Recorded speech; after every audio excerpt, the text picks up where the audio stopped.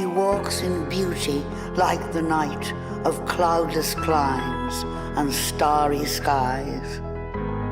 And all that's best of dark and bright meet in her aspect and her eyes. Thus mellowed to that tender light which heaven to gaudy day denies.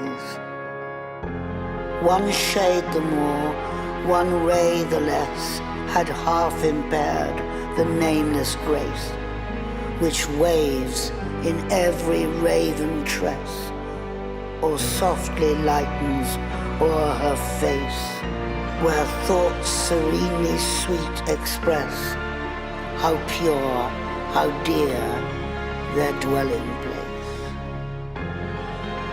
And on that cheek or that brow, so soft, so calm, yet eloquent, the smiles that win, the tints that glow, but tell of days in goodness spent. A mind at peace with all below, a heart whose love is innocent.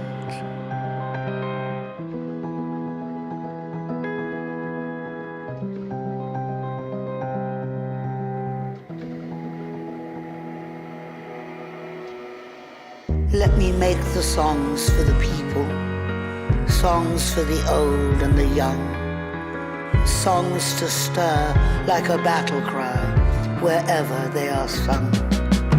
Not for the clashing of sabres, for carnage, nor for strife, but songs to thrill the hearts of men with more abundant life. Let me make songs for the weary, amid life's fever and fret, till hearts shall relax their tension and careworn brows forget. Let me sing for the little children before their footsteps stray.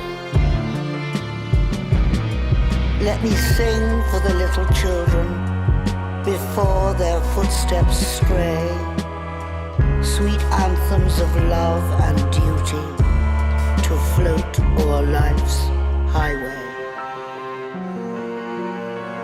I would sing for the poor and the aged when shadows dim their sight of the bright and restful mansions where there shall be no night. Our world, so worn and weary, needs music pure and strong to hush the jangle and discords of sorrow, pain and wrong.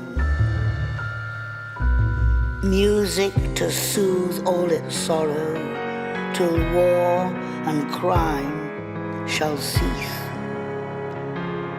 and the hearts of men grown tender girdle the world with peace.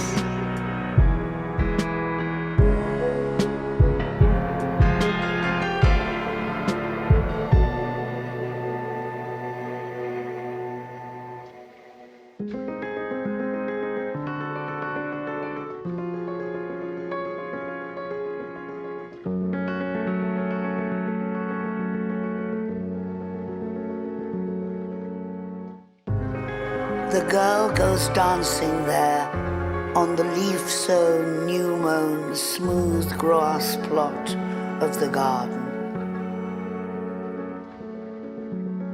Escaped from bitter youth, escaped out of her crowd or out of her black cloud, our dancer, our sweet dancer. If strange men come from the house to lead her away, do not say that she is happy being crazy. Lead them gently astray. Let her finish her dance. Let her finish her dance. Our dancer, our sweet dancer.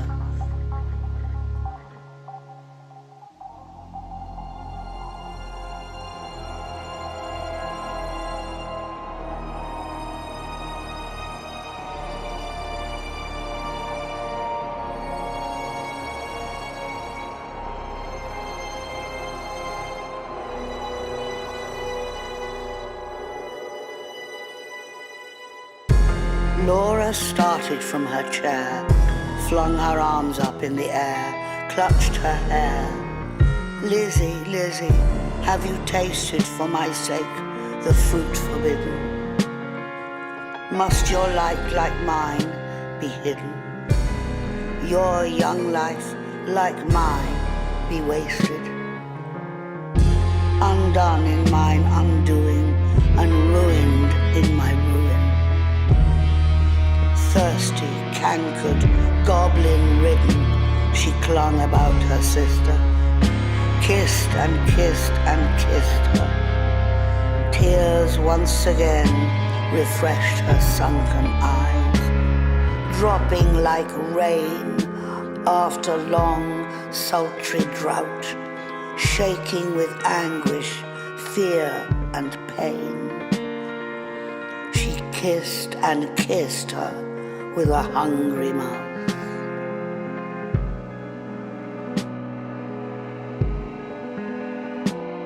Her lips began to scorch. That juice was wormwood to her tongue. She loathed the feast, writhing as one possessed. She leapt and sung, rent all her robe, and wrung her hands in lamentable haste, and beat her breast. Her locks streamed like a torch borne by a racer at full speed, or like the mane of horses in their flight, or like an eagle when she stems the light straight toward the sun, like a caged thing freed, or like a flying flag when armies run.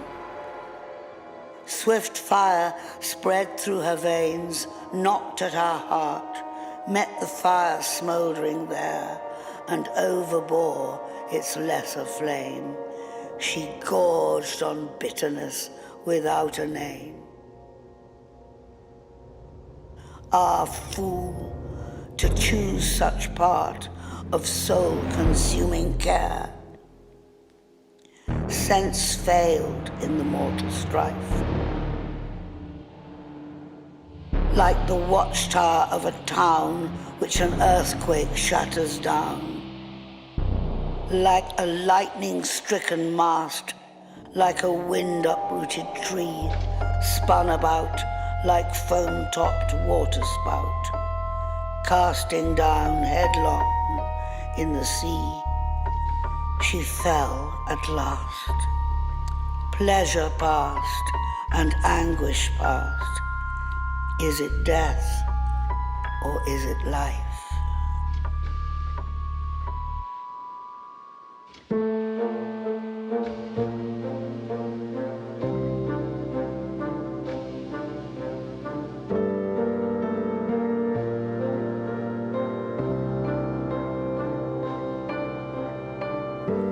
The beauty of her body was the essence of her soul. She was that unity sought for by philosophers through many centuries.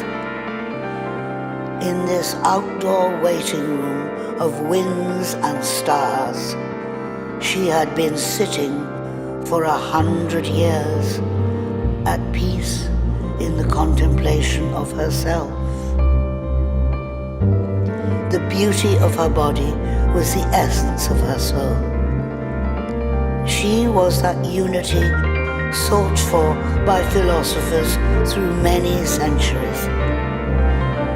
In this outdoor waiting room of winds and stars, she had been sitting for 100 years, at peace in the contemplation of herself. The beauty of her body was the essence of her soul. She was that unity sought for by philosophers through many centuries. In this outdoor waiting room of winds and stars, she had been sitting for 100 years, at peace in the contemplation of herself.